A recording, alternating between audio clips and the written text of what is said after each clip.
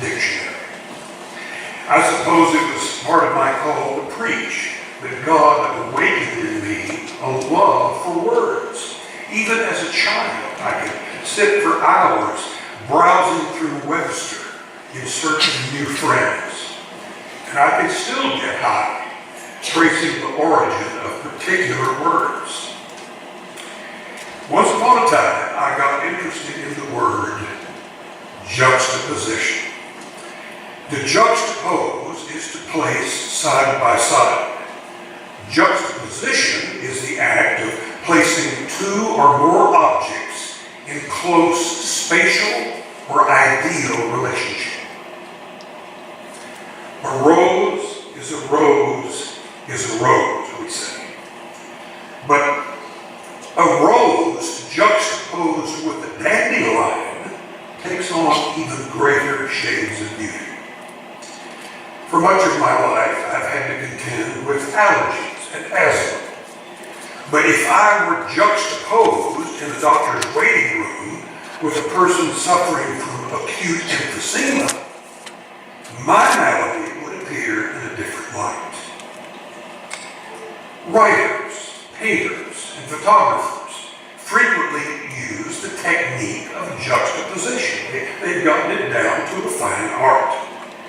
To place two or more objects side by side can manipulate a meaning and convey a powerful message. Consider the strategy of modern-day advertisers who juxtapose the before and the after. Here's what Bill looked like before using Grecian Formula 44 on his hair. Here's what he looks like after taking the gray out of his locks. And I think maybe I should try a bottle of that stuff. It's the comparison and contrast that hooks the potential buyer. My first 2 years as a pastor were spent in Chicago, which is one of the worst places in the country to be in the wintertime. I drove to O'Hare Airport on a number of occasions to pick up visitors to that city.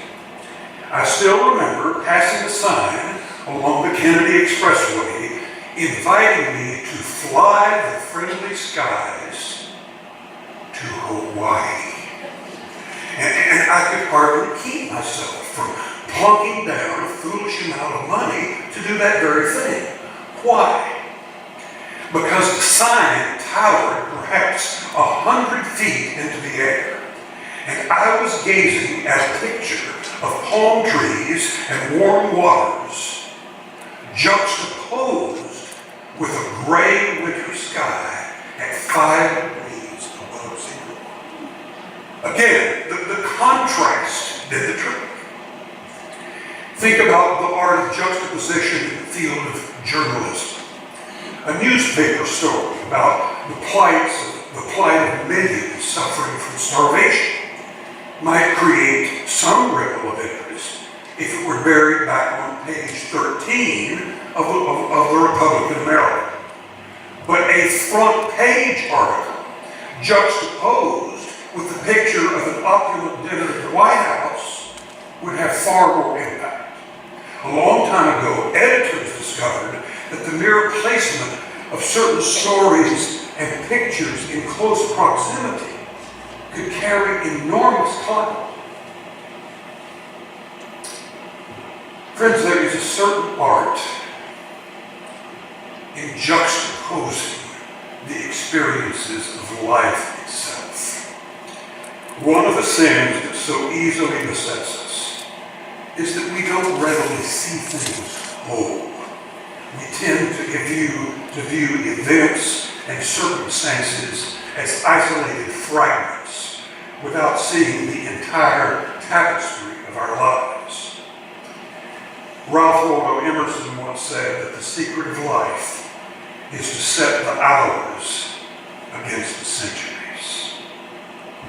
But who does this naturally? It's not easy to place the struggles of the moment against a wider backdrop of meaning and purpose. It's not easy to take the death of a family member personal failure and see it in perspective as the womb of new possibilities. It's not easy to give thanks in all circumstances, as the Apostle Paul did. It's more our nature to have a narrow and shallow field of vision, to take one bad experience as the index to all experience, to be preoccupied with the hours and ignore the centuries. Consider the national holiday we're quickly approaching. We Americans have marked a spot on our calendar to consciously count our blessings, to name them one by one, just to make sure we forget not all of God's benefits. We set aside a special day each year for Thanksgiving.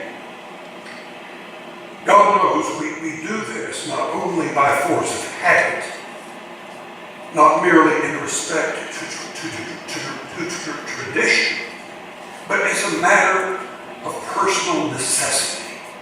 Somehow to juxtapose the good in our lives alongside the bad requires a deliberate effort on our part. An attitude of gratitude is not a natural emotion. It's a discipline of the mind, an act of the will. Most of us have to school ourselves to total our assets and be thankful. Is it any wonder that so many books have been written and courses taught on the power of positive thinking? They are testimony to the prevalence and power of negative thinking. A lot of people can't get their eyes off the debit side of the ledger. Someone has said that boring people are those who, when you ask them how they are, tell you. More specifically, they tell you about all their aches and pains, troubles and traumas. If the truth were told, a lot of us tend to focus on what we have going against us rather than what we have going for us.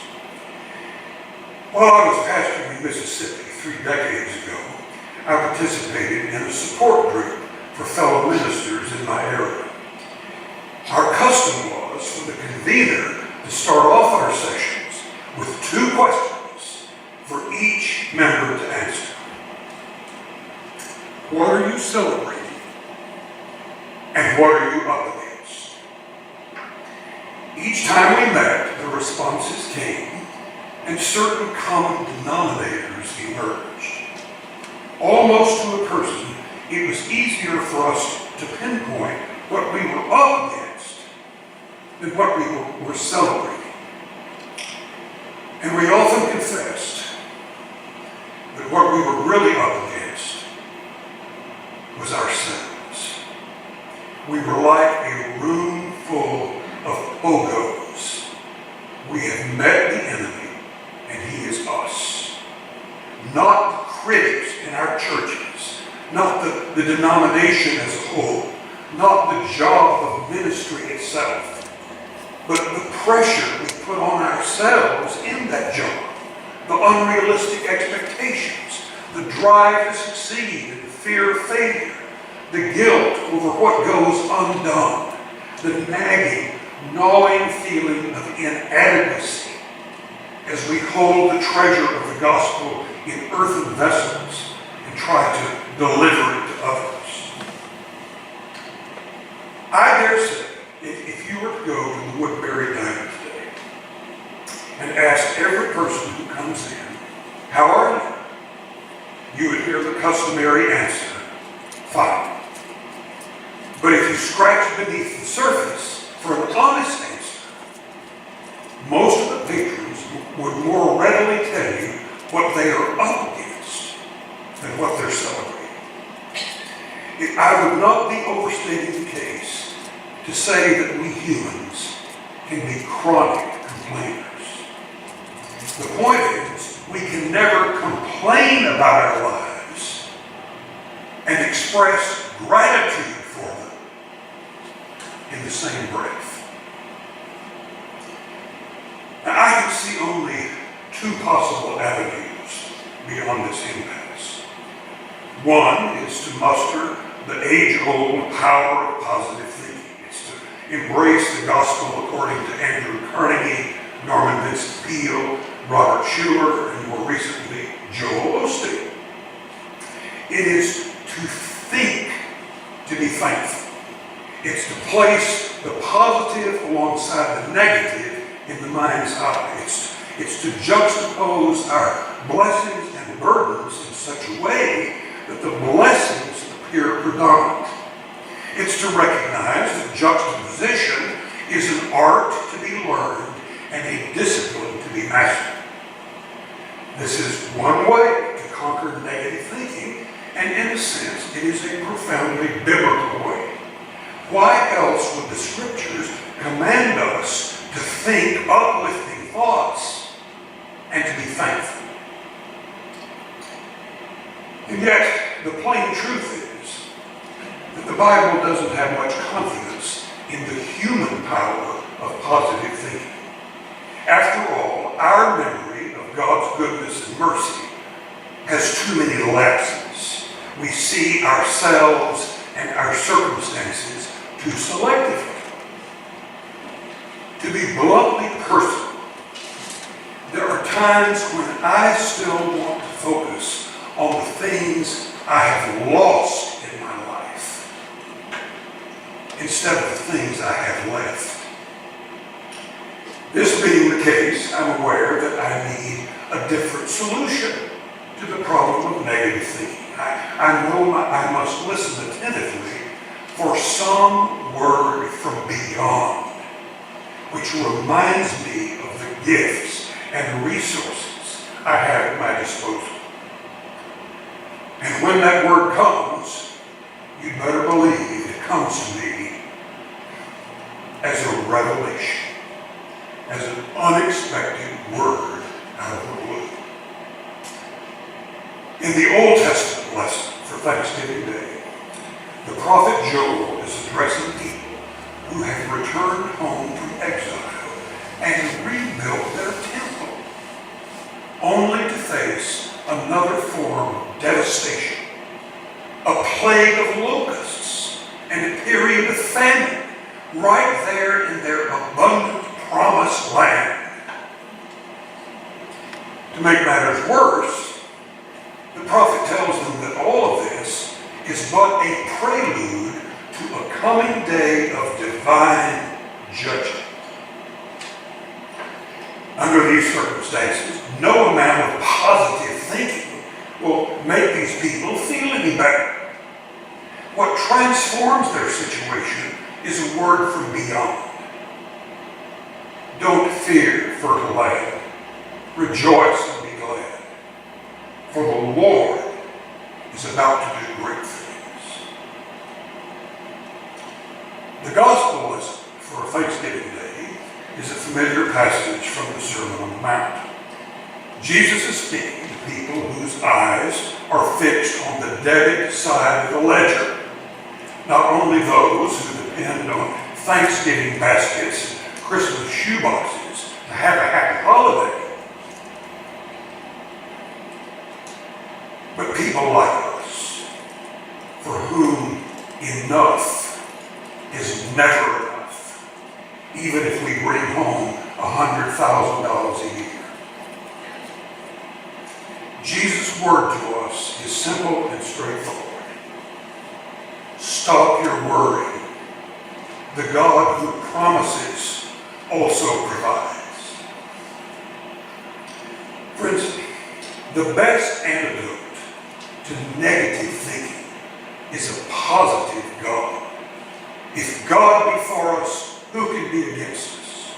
It is finally God who juxtaposes our guilt with God's grace, our fatigue with God's energy, our emptiness with God's fullness, our death instinct with God's life abundant, our fickleness with God's faithfulness, our self-reproach with God's love, our disillusionment with God's hope, our judgment with God's mercy. And so, knowing that we will soon forget all of God's benefits, knowing that we will once more fail to see things whole, knowing that when next November rolls around, we will need the discipline of Thanksgiving yet again. Knowing all of this, you and I cast ourselves not on our own power of positive thinking, but on God's power to forgive and renew and remind. Viktor Frankl was a famous Austrian doctor who was imprisoned in a Nazi concentration camp during World War II. He tells about a time when he was at work in a trench early winter morning. Everything was gray. The sky was gray. The snow was gray in the pale light of dawn. The rags worn by Frankl and his fellow prisoners were gray. All of their faces were gray. Frankl remembers conversing silently with his wife, from whom he was physically separated. Or perhaps he was just talking to himself, struggling to find a reason for his suffering, his slow dying. Somehow, in that moment, when he was sorely tempted to give up, he found the strength to muster one last protest against death. He looked to the heavens and asked, "Is there any ultimate purpose in life?" And from somewhere, he heard the victorious word, "Yes." At that precise moment, a light was lit in a distant farmhouse, which stood on the horizon as if it were painted there, in the midst of the miserable gray of a dawning morning in Bavaria. The words of Scripture came to Frankl's mind. And the light shines in the darkness. This is what we have going for us. A word from beyond, a lamp unto our feet, a light unto our path, a flame of hope juxtaposed with the gray of discouragement. Friends, I think you know what you're up against. But what are you celebrating?